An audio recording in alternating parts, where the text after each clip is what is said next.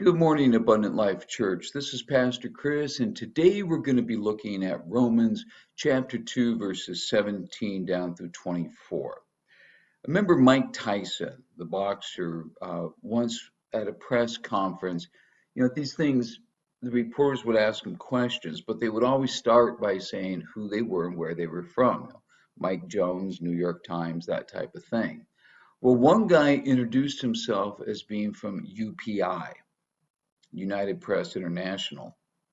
And when he said he was from UPI, you could tell Tyson got very angry. And he just scowled at this reporter and said, "One of your trucks ran over one of my dogs." And people had to tell him, "No, no, no, Mike, that's UPS." Nobody likes to be falsely accused. But it seems like that's what happens in this passage we're going to look at today. Paul is continuing to build his case that we all fall short of the glory of God, that we're all sinners, no matter who we are, Jew, Gentile, we all need Jesus. Okay, and that's a fair point. However, the way he goes about it in this passage raises some questions, because Paul is accusing those who live their life by the Jewish law of being breakers of the Jewish law. They had problems. These are the Jews he's talking about. And these Jews had problems with Gentiles because of the horrible things that Gentiles did. But we Jews don't do that kind of thing. And you know what? They were right. They may have been guilty of a lot of things, but they didn't break the law the way Gentiles did. But Paul says, you know what? You're doing the exact same stuff. Now, did Paul mean they literally were doing things like robbing temples and committing adultery? Because the truth was, they weren't doing those things. This sounds like, Paul, you need to get your facts straight before you go making accusations like this.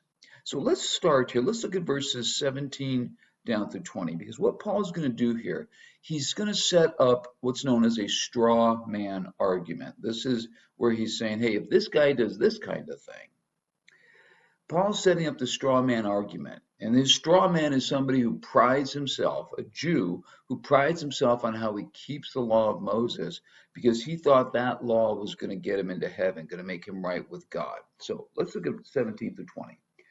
Now you, if you call yourself a Jew, if you rely on the law and boast in God, if you know his will and approve of what is superior because you are instructed by the law, if you are convinced that you are a guide for the blind, a light for those who are in the dark, an instructor of the foolish, a teacher of little children, because you have in the law the embodiment of knowledge and truth. If you're that kind of guy, he paints this picture of a man who's just got a perfect record of obeying the law.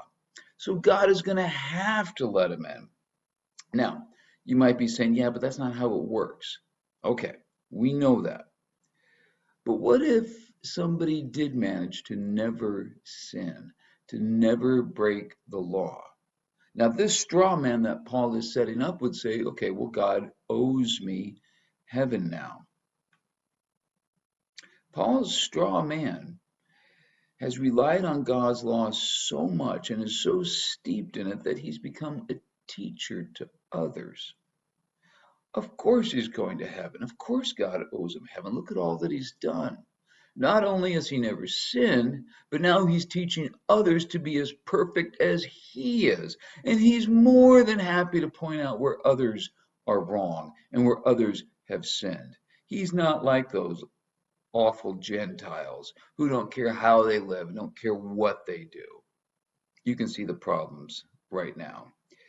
I remember a friend of mine in ministry once was telling me that he was preaching in a small church, and it was a mostly older congregation, and midway through the sermon, this little old lady stood up.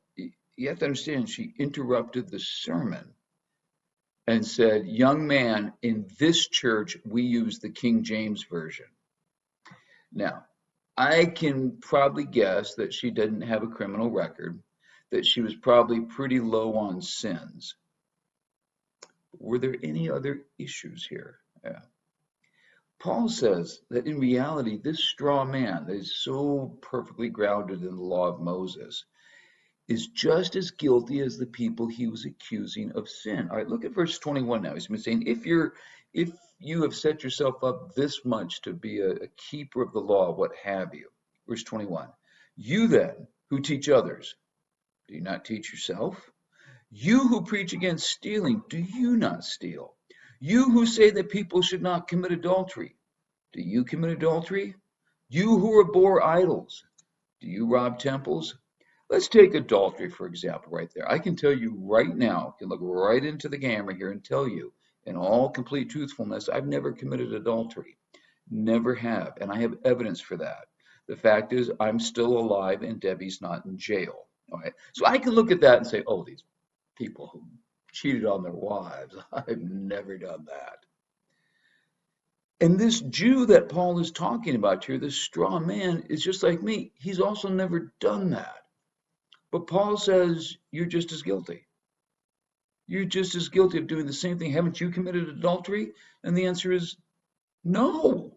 No, I've done a lot of other things wrong, but no, not on that one. Which makes me wonder, why did Paul say, you've done the same thing? You who abhor idols, hey, you're robbing temples just like the Gentiles. Sure, a Jew is going to pride himself on how he kept the law might be guilty of a lot of things: arrogance, pride, rudeness, hypocrisy.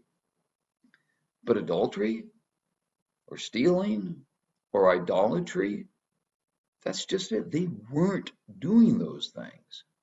They might be self-righteous, but they weren't thieves. But Paul said they were doing those same things. That sure sounds to me like an unfounded accusation. So what did Paul mean here? We will talk more about that next time. Till then, have a great day.